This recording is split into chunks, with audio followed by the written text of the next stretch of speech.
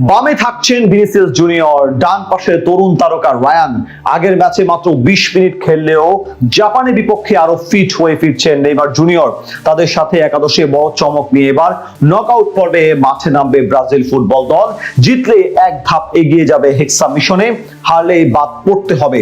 এমন মহা গুরুত্বপূর্ণ ম্যাচে ব্রাজিলের সম্ভাব্য সেরা একাদশ নিয়ে বিস্তারিত এই রিপোর্টে।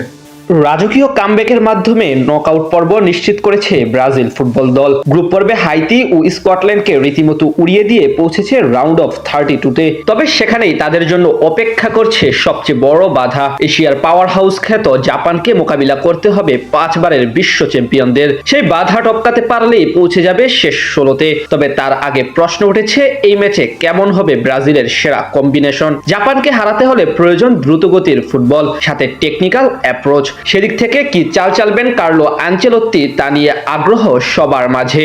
আগের ম্যাচে 75 মিনিট পর মাঠে নেমেছিলেন নেইমার জুনিয়র, মাত্র 20 মিনিট মাঠে থেকেছিলেন তিনি। তবে জাপানের বিপক্ষে বাড়তে পারে নেইমির খেলার মিনিট সংখ্যা। যদিও এই ম্যাচে ব্রাজিলের মূল ভরসা ভিনিসিয়াস জুনিয়র, তাকে ঘিরে সব পরিকল্পনা সাজাতে হবে টিম ম্যানেজমেন্টকে। তার ফর্ম অন্তত আক্রমণ ভাগের দিক থেকে নির্ভর রেখেছে হলুদ জার্সিধারীদের। একাদশে গোলকিপিং পজিশনে থাকবেন যথারীতি এলিসন বেকার। আসলে এখন অব্দি মাত্র 1 গোল হজম করা এলিসন বড় কোনো পরীক্ষার সামনে না পড়লেও স্কটিশদের বিপক্ষে ম্যাচে কয়েকটি দুর্দান্ত সেভ দিয়ে দলকে রক্ষা করেছেন। ডিফেন্সে বড় নাম 2 সেন্ট্রাল ব্যাক গেব্রিয়েল মাগালায়েস ও অধিনায়ক মার্কিনিউস, দুজনই গ্রুপ পর্বে ছিলেন অসাধারণ। বড় কোনো বিপদ আসতে দেননি সেলেসাও শিবিরে। 2 ফুলব্যাক নিয়ে একাদশ সাজাতে পারেন আনচেলত্তি। দানিলো সেদিক থেকে এগিয়ে আছেন পছন্দের তালিকায়। তার সাথে ডাগলাস সান্তুস বহাল থাকতে পারেন লেফট ব্যাক পজিশনে। মিডফিল্ড পজিশনে মরক্কো ম্যাচের পর দুর্বলতা খানিকটা কাটিয়ে উঠেছে ব্রাজিল। কাসেমিরো মোটামুটি ভালো করছেন শেষ 2 ম্যাচে। ব্রুনো গিমারায়েসও ভালো করেছেন সমান তালে।